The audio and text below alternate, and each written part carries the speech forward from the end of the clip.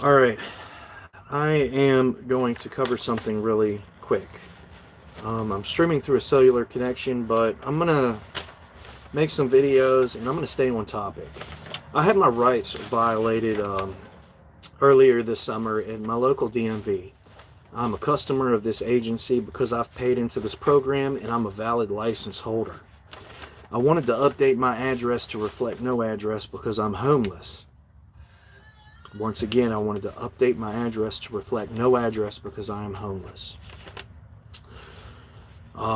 With that being said, it is the policy of the Virginia Department of Motor Vehicles to only assist people who are housed and who have physical addresses. Now, I can be a resident of an area without having a physical address. I can be a residential homeless individual. Um, Residential. Anyway, I think I just made that last one up. You understand what I'm saying. So I'm choosing now, after having studied a little bit of law, I'm choosing now not to commit fraud on paperwork ever again. And this is a general complaint form that I had filled out with the DMV. And right here, it says street address, homeless. That's what I'm talking about. This is my location, South Boston. And that's what I'm doing because I do not consent to the use of an address anymore that is not my own. So at the point where I told the manager, Lisa, within the DMV, I'm experiencing a problem. I don't consent to fraud. I'm homeless. How can you help me? I would like to change my address to reflect homeless, the truth. She goes to the back after I told her what I told her. And this is what she gives me. She gives me a number, call center, Lisa. She signed it. This is titled Participating Agencies, Shelters for Proof of Virginia Residency.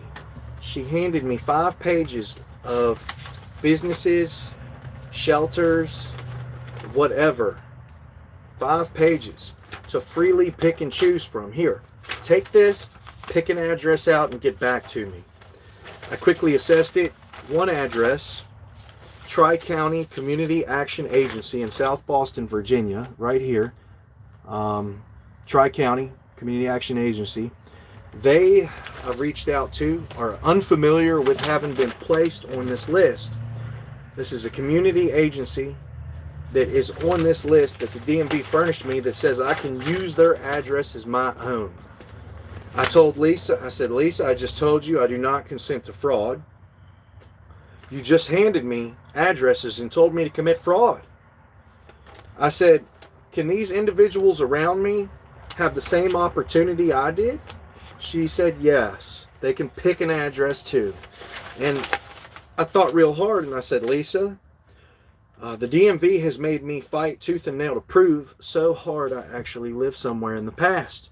I had to get a manager's approval to show all my bills and stuff to say I actually live somewhere, to get stamped yes and have an address update. Well, I escalated my concerns. As you see, I filed the appropriate complaint and I got pushed through to the commissioner's office of the DMV. Now, inside the commissioner's office, I spoke with the secretary to the commissioner. I explained the situation I just explained to you all. She said that Lisa did nothing wrong and there's no problems. I don't believe it one bit because when I was furnished this gray area information here to supplement for fraud, I asked Lisa, I said, can you furnish me with a policy that coincides with you having the ability to furnish me and supplement me with addresses if I'm not capable of providing my own? The commissioner's office could not provide me with a policy that says they're allowed to commit fraud. Lisa couldn't furnish me with a policy that says they're allowed to commit fraud. So here I am, having escalated it up to the top chain of command that we're supposed to. But they're covering up fraud. The commissioner's office in the state of Virginia is covering up fraud. This is fraud. Now, because I am a customer, I think I can sue at any point in time as long as I'm a valid license holder. That's good news because that extends my ability to file a claim. So I don't just have to do it in 30 days. With that being said, because the commissioner's office had been made aware of the fraud and it conspired to cover up the fraud, they are responsible as well, and will be, the secretary will be held accountable because I will make sure that she is in court one day. With that being said, those are the problems I experienced at the DMV. And these general complaint forms, they mean nothing. I'm about to post a couple more videos. This is the one where my rights were violated, my 14th Amendment right at the local state level. I'm about to go live, and I'm about to talk about the town office here of South Boston and how the tax office violated my rights. And I'm trying to beef up my organization. So that's it. That's it for this video. The only way to produce change, to fix problems like this, are to push the agencies in court. This is not like McDonald's. Listen, it's not like McDonald's where you file a complaint or talk to the manager about a complaint and they make it right. The only way to make this right would be to push them in court and for a judge to see that they conspired to commit fraud. The actual agency did. Knowing how this plays out, people all over the country, RV owners in particular, people that want to live out of RVs, are circumventing paperwork with the threat of coercion that they will not be valid license holders if they don't commit fraud and supplement an address that isn't their own. This is a big problem that we need to address within our country's infrastructure because we have to take better care of people.